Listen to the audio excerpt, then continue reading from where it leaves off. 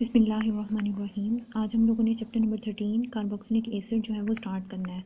सबसे पहले हम लोग डेफिनेशन देखते हैं। Organic compounds containing carboxyl as a functional group are called carboxylic acid, यानी कि जिनके अंदर ये कार्बोक्साइल ग्रुप मौजूद होता है। अब ये देखेंगे जो कार्बोक्साइल है ये इसके दो पार्ट हैं, एक तो इसका हाइड्रोक्साइल पार्ट है और एक इसका कार्बोनाइल पार्ट है। तो ये जो कार्बोक्साइल वर्ड है आपके पास, ये दो वर्ड से मिलके बना है, यानी कि कार्ब इसमें आया है कार्बोनाइल से और ऑक्साइल इसमें आया है हाइड्रोक्साइल से। ठीक है, इस तरह से ये दोनों वर्ड मिलके तो कार्बोक्साइल बनाते हैं। तो जिनके अंदर ये कार्बोक्साइल ग्रुप मौजूद होता है उनको हम कार्बोक्सिलिक एसिड्स कहते हैं। नेक्स्ट जो है वो कार्बोक्सिलिक एसिड्स की दो टाइप्स हैं, एलिफेटिक कार्बोक्सिलिक एसिड्स और aromatic carboxylic acids. Aliphatic carboxylic acids ये वो कार्बोक्सिलिक एसिड्स हैं जिनके अंदर जिनका स्ट्रक्चर जो होता है ओपन चेन स्ट्रक्चर होता है। आपको पता है ना, हमारे पास दो किस्म के ऑर्गेनिक कंपाउंड्स होते हैं, ओपन और क्लोज चेन। ओपन चेन में हमारे पास एलिफेटिक आ जाएंगे और क्लोज चेन में हमारे पास आ जाएंगे एरोमेटिक। तो जिनके अंदर ओपन चेन यानी कि एल्काइल ग्रुप्स मौजूद होते हैं उनको हम एलिफेटिक कार्बोक्सिलिक एसिड्स कहते हैं, और जिनके अंदर बेंजीन रिंग यानी कि एराइल या फिनाइल ग्रुप्स मौजूद होते हैं उनको हम एरोमेटिक कार्बोक्सिलिक एसिड्स कहते हैं। ठीक है, उसके बाद कार्बोक्सिलिक एसिड्स हमारे पास मोनो, डाई, ट्राई, टेट्रा हो सकते हैं, डिपेंड करेगा कि कितने उनके अंदर कार्बोक्सिलिक एसिड्स ग्रुप्स मौजूद हैं। अगर एक कार्बोक्साइल ग्रुप में मौजूद है तो उसको हमने मोनोकार्बोक्सिलिक एसिड कहना है, अगर दो मौजूद हैं तो उसको डाई, इसी तरह तीन मौजूद है तो उसको हम लोगों ने ट्राई कार्बोक्सिलिक एसिड कहना है। नेक्स्ट हमारे पास है एग्जांपल्स, कुछ जनरल एग्जांपल्स आपको बताई गई हैं फार्मूला के साथ। ये हमारे पास है फॉर्मिक एसिड। फॉर्मिक एसिड में जो आर ग्रुप होता है, यहाँ पे आपको जनरल रिप्रेजेंटेशन जो है ना वो एलिफेटिक एसिड्स की दिखा दी गई है। अगर आर जो है वो आपके पास एच हो तो हमारे पास फॉर्मिक एसिड होगा, और अगर हमारे पास एच के अलावा कोई भी मिथाइल इथाइल मौजूद है तो हमने उसको उसके रिस्पेक्टिव जो है वो नेम दे देना है। ठीक है, ये हमारे पास एसिटिक एसिड का फार्मूला है CH3COOH। ये हमारे पास बेंजोइक एसिड का फार्मूला है।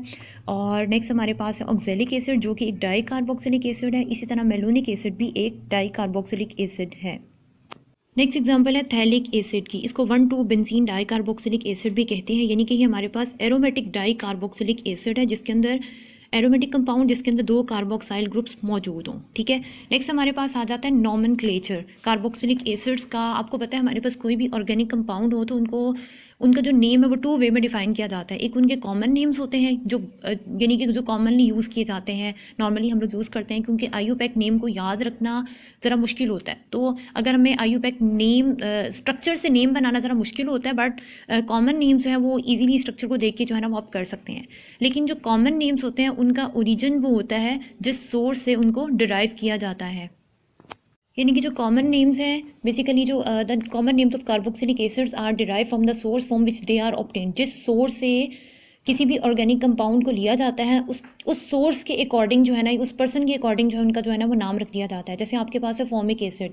फॉर्मिक एसिड जो है ना ये लैटिन वर्ड फॉर्मिका से निकला है। फॉर्मिक का जो वर्ड है उसका मतलब है आंट। ठीक, तो असल में जब आंट्स जो है वो बाइट करती हैं ना तो वो जो इरिटेशन होती है ना वो इस फॉर्मिक एसिड की वजह से होती है। तो इसलिए इसको जो है ना फॉर्मिक एसिड को सबसे पहले डिराइव किया गया था, आइसोलेट किया गया था डिस्टिलेशन ऑफ रेड आंट से, इसलिए इसको फॉर्मिक एसिड कहते हैं। इसी तरह एसिटिक एसिड जो है विनेगर से निकला है, सिरके से उसका नाम निकला है, और ब्यूटायरिक एसिड बटर से। ठीक है, कुछ कॉमन एग्जांपल्स हैं जिनके हम लोगों ने IUPAC नेम भी लिखे हैं और कॉमन नेम्स भी लिखे हैं। फॉर्मिक एसिड, ठीक है, और इसका जो IUPAC नेम है वो मेथानोइक एसिड है। इसी तरह एसिटिक एसिड कॉमन नेम है और IUPAC नेम जो है एथेनोइक एसिड है।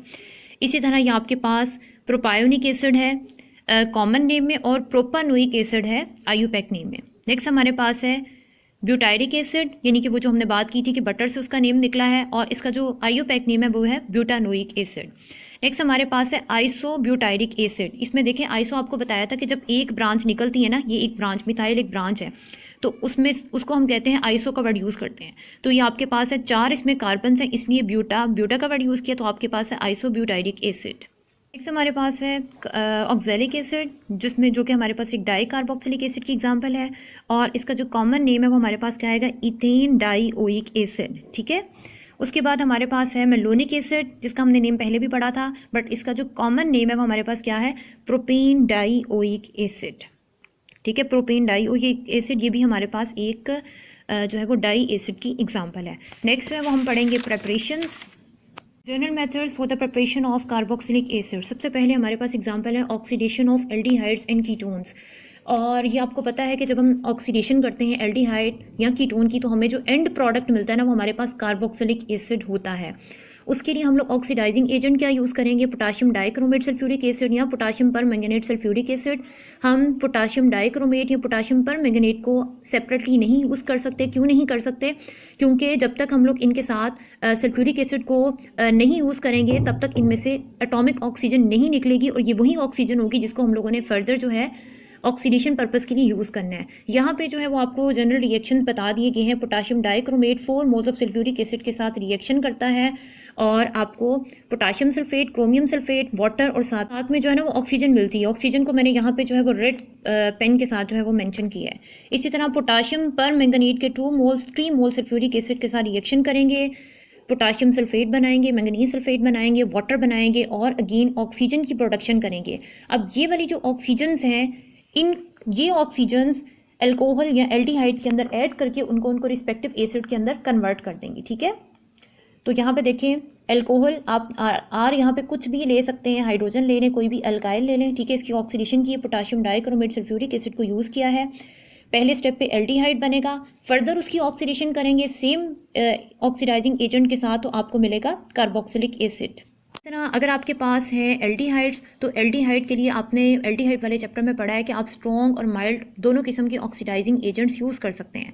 तो दोनों के रिजल्ट पे आपको मिलना जो है वो एसिडी है। ठीक है, तो अगर हम पोटाशियम डाइक्रोमेट सल्फ्यूरिक एसिड या पोटाशियम परमैंगनेट सल्फ्यूरिक एसिड के साथ रिएक्शन करते हैं तो हमें कार्बोक्सिलिक एसिड मिलता है। और अगर हम माइल्ड ऑक्सीडाइजिंग एजेंट्स, क्योंकि यहाँ पे जो हमने ब्रेक करना है वो बेसिकली कार्बन हाइड्रोजन बॉन्ड को हमने ब्रेक करना है, तो कोई वीक सा ऑक्सीडाइजिंग एजेंट जो है ना वो भी ये काम कर सकता है। तो यहाँ पे अगर हम टॉलेंस रिएजेंट यानी कि अमोनिकल सिल्वर नाइट्रेट सोल्यूशन को अगर हम यूज़ करते हैं तो हमें कार्बोक्सिलिक एसिड जो है वो मिल जाएगा, जिसको हम लोग सिल्वर मिरर टेस्ट भी कहते हैं। नेक्स्ट हमारे पास रिएक्शन है oxidative cleavage of alkenes. Cleavage होता है ब्रेक डाउन, ठीक है, तोड़ देना किसी चीज़ को। ऑक्सीडेटिव का मतलब है ऑक्सीजन की प्रेजेंस में। ये जो एल्कीन्स हैं, जब हम लोग इनका रिएक्शन करवाते हैं, एल्कीन्स को हम हीट करवाते हैं पोटाशियम परमैंगनेट और बेस के साथ, यानी कि अल्कलाइन पोटाशियम परमैंगनेट के साथ जब हम हीट करवाते हैं तो ये जो डबल बॉन्ड है ना, यहाँ से ये ब्रेक हो जाता है और आपको उसके रिस्पेक्टिव जो है ना वो आपको एसिड्स मिल जाएंगे। ठीक है, डबल बॉन्ड वाली पोजीशन से ब्रेक हुआ और वहाँ पे जो है ऑक्सीजन, 2 ऑक्सीजन और 1 हाइड्रोजन जो है वो एड अप हो जाएगा और आपको मिक्सर ऑफ एसिड्स मिलेगा। अगर आपके पास सिमेट्रिकल एल्कीन है तो फिर आपको एक जैसा एसिड मिलेगा, लेकिन अगर आपके पास एल्कीन जो है वो अनसिमेट्रिकल हो, यानी कि उसमें डबल बॉन्ड की दोनों साइड्स पे unequal number of carbon atoms मौजूद हो, तो हमें जो है ना वो मिक्सचर ऑफ एसिड मिलेगा। यहाँ पे जो मैंने एग्जांपल लिए वो मैंने सिमेट्रिकल एल्कीन की ली है, तो सिमेट्रिकल एल्कीन से हमें एक ही किस्म के एसिड मिले हैं। जबकि अगर यहाँ पे हमारे पास होती कोई अनसिमेट्रिकल एग्जांपल होती जिसमें डबल बॉन्ड की दोनों साइड्स पर unequal number of carbon atoms मौजूद होते तो हमें मिक्सर मिलना था, यानी कि आपके पास डिफरेंट एसिड्स का मिक्सर हो सकता था, फॉर्मिक एसिड हो सकता है और एक आपके पास एसिडिक एसिड हो सकता है। ठीक है, तो आपको मिक्सर मिलेगा। बहरहाल आपके पास जो एग्जाम्पल है वो सिमेट्रिकल की है। नेक्स्ट हमारे पास मेथड है हाइड्रोलाइसिस ऑफ एस्टर्स। एस्टर, आपको पता है कि एस्टर हमारे पास बनता है जब कार्बोक्सिलिक एसिड और अल्कोहल का आपस में रिएक्शन होता है तो हमारे पास एस्टर बनता है। अब हमने एस्टर की हाइड्रोलाइसिस यानी कि एस्टर की एसिड की प्रेजेंस में ब्रेक डाउन करके, तो उससे हमने क्या लेना है, हमने उसे अपना जो एसिड है ना, ओरिजिनल एसिड, वो हम लोगों ने वापस लेना है। ठीक है, तो इसके लिए क्या करेंगे, सबसे पहले स्टेप पे हम लोग एस्टर को ट्रीट करवाएंगे कंसनट्रेटेड सोडियम हाइड्रोक्साइड के साथ, हमें सोडियम सॉल्ट ऑफ एसिड मिलेगा। नेक्स्ट स्टेप में हमने सोडियम सॉल्ट ऑफ एसिड को HCl के साथ ट्रीट करवाना है, तो हमें अपना रिस्पेक्टिव एसिड मिल जाएगा। यहाँ पे हमने जो है एस्टर का हमने रिएक्शन करवाया है, इथाइल एसीटेट का हमने जो है, एस्टर हमारे पास है इथाइल एसीटेट, उसका हमने रिएक्शन करवाया है सोडियम हाइड्रोक्साइड के साथ, तो हमें मिला है sodium salt of acetic acid plus ethanol. ठीक है, अब हमने क्या करना है, sodium salt of acetic acid का हम लोगों ने HCl के साथ, डाइल्यूट HCl के साथ उसकी हाइड्रोलाइसिस करेंगे तो हमें मिल जाएगा एसिटिक एसिड और सोडियम क्लोराइड। और यहाँ पे इस रिएक्शन में एक बात अपने जहन में रखनी है कि यहाँ पे ये जो हमारे पास माइनस और पॉजिटिव चार्जेस आ रहे हैं, ये इसलिए आ रहे हैं क्योंकि ऑक्सीजन और सोडियम के दरमियान में आयोनिक बॉन्ड है, तो इसलिए जो है ना वहाँ पे हम कंप्लीट चार्ज जो है वो मेंशन करेंगे। बस मेथड है अल्काइल नाइट्राइल। अल्काइल नाइट्राइल जो है ना, ये बेसिकली हमारे पास वो ऑर्गेनिक कंपाउंड है जिनके अंदर साइनाइड ग्रुप मौजूद होता है, C+N। ठीक है, तो R स्टैंड फॉर अल्काइल और C+N जब किसी अल्काइल के साथ अटैच हो जाएगा तो उसको हमने कहना है नाइट्राइल। ठीक है, compounds having a cyanide group are called alkyl nitriles.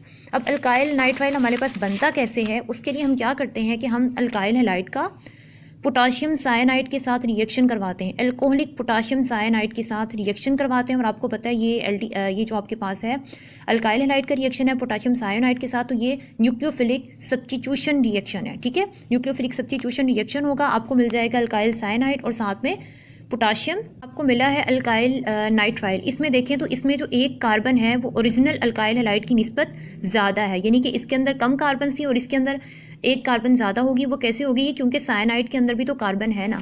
अब हमने करना क्या है, जो हमने कार्बोक्सिलिक एसिड की प्रिपरेशन कैसे करनी है कि हमने इस अल्काइल नाइट्राइल को वाटर के साथ ट्रीट करवाना है। ठीक है, वाटर के साथ इसकी हाइड्रोलाइसिस करेंगे, वाटर के साथ इसको बॉयल करेंगे तो यहाँ से बॉन्ड ब्रेक हो जाएगा, नाइट्रोजन यहाँ से निकल जाएगी, अमोनिया की फॉर्म में निकल सकती है, अमोनियम क्लोराइड की फॉर्म में निकल सकती है, बट ये वाला जो कार्बन है ये इसका पार्ट ही रहेगा और इस कार्बन पे जो है वो ऑक्सीडेशन हो जाएगी, जैसे आपको यहाँ पे प्रोडक्ट मिल रहा है। ठीक है, तो नेक्स्ट जो है वो हम लोगों ने नेक्स्ट हमारे पास है ग्रिग्नॉर्डी एजेंट्स। ग्रिग्नॉर्डी एजेंट आपको पता है अल्काइल मैग्नीशियम हैलाइड को हम ग्रिग्नॉर्डी एजेंट कहते हैं।